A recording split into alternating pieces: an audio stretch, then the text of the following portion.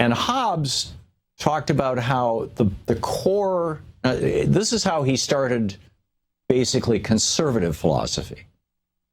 This would be the party of Romney and Trump now. And in fact, if I've got a copy of Screwed here, Hobbes just laid it out. Basically, you know, that humans are evil. There's no index? No, here it is. Hobbes, number 7. And he just, I mean, laid it out and said, without, well, here's the, he wrote, without a strong and iron-fisted ruler, right? Because people are fundamentally wrong. And by the way, it was 1651 that he published Leviathan. He wrote, there would be no place for industry, no art, no letters, no society.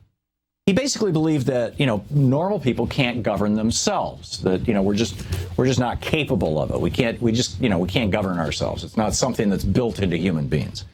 That, and the reason why is because we're evil. I mean, this goes back to Genesis, you know, the book of Genesis, that we were born cursed by God because Eve ate that awful apple. And therefore, women are contaminated by sin. And every time women give birth to a man, that man came out of that woman. And so he's got the sin. And so we all are in need of redemption. And that core concept that people are evil at their core leads to a whole bunch of really fascinating assumptions that come out of it. And you know, the first, of course, is the core tenet of Christianity, that all have sinned and fallen short of the glory of God, and therefore God killed his only son as an offering to himself to save all of us. And if we accept that, you know, then we are saved, right? Then you know, we become good instead of evil, or at least we have a place among the good.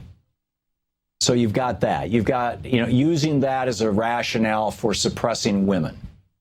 You've got using that as a rationale for evangelical Christianity. And by the way, this is something that I find really fascinating, because the Republican Party has been for some time really kind of the party of conservatives, basically since 1920. Warren Harding, in the election prior to 1920, the Republican Party was in many ways a very progressive party. The Republican Party was opposed to slavery in the 1860s. The Republican Party, at least the radical Republicans, you know, promoted Reconstruction, or promoted, you know, a variety of it in the 1870s. It kind of petered out and died out in the late 1870s. But and the Republicans after 1900, specifically Teddy Roosevelt and William Howard Taft, were openly progressives. And then in 1920, Harding came along and he said, no, we're going to turn this party into the Conservative Party. And so the Republican Party became the Conservative Party. And if the core tenet of conservatism is Hobbes's notion that without the iron fist of church or state, that because we're all evil, we're all doomed, then anybody who professes to be a genuine conservative and a Christian would, you would think, say, you know, yes, I ask for forgiveness. But Jack Jenkins, writing at Center for American Progress's blog, now Trump is just openly attacking the religious right. Donald Trump is having a Twitter war with Russell Moore, who's the head of the Southern Baptist Convention's Ethics and Religious Liberty Commission, sort of the equivalent of the Spanish Inquisition for the Catholics. And Trump, he says, although Trump, who has been unable to name his favorite Bible verse and who says he doesn't ask God for forgiveness, because he doesn't believe he's done anything wrong.